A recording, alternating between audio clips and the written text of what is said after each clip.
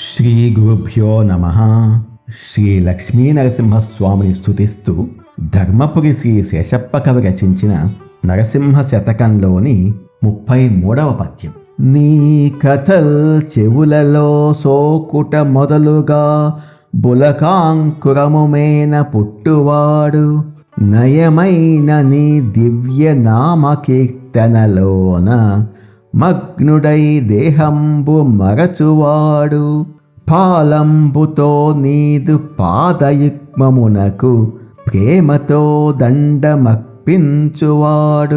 హా పుండరీకాక్ష హా రామ హరి అంచు వేట్కతో కేకలు వేయువాడు, చిత్త కమలంబునను నిన్ను చేర్చువాడు, నీదు లోకంబునందుండు నీరజాక్ష. చిత్త కమలంబునను నిన్ను చేర్చువాడు, నీదు లోకంబునందుండు నీరజాక్ష. భూషణ వికాస శ్రీ ధర్మపుర నివాస, దుష్ట సంహార నరసింహ దురిత దూరా.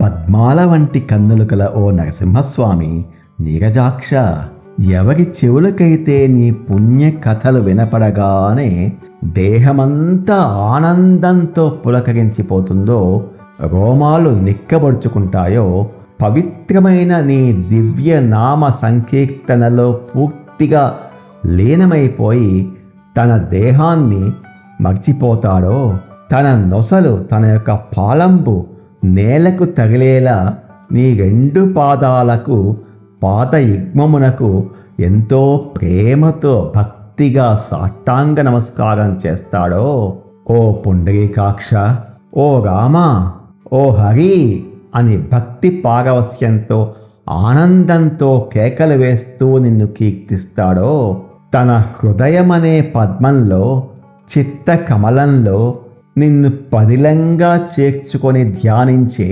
అటువంటి నిజమైన భక్తుడు మరణానంతరం ఎప్పుడూ నీ వైకుంఠలోకంలోనే ఉంటాడు కదా స్వామి అని కవి నిజమైన భక్తుని లక్షణాలను ఎంతో అద్భుతంగా వర్ణించాడు. శ్రీ నరసింహస్వామి దివ్య కృప మనందరిపై ఉండాలని కోరుకుంటూ, నరసింహ శతకం సిరీస్ మీకు నచ్చినట్లయితే లైక్ చేసి మన భగవద్గీత తెలుసుకుందాము అనే యూట్యూబ్ ఛానల్ను సబ్స్క్రైబ్ చేసుకోండి. ఓం తత్సత్.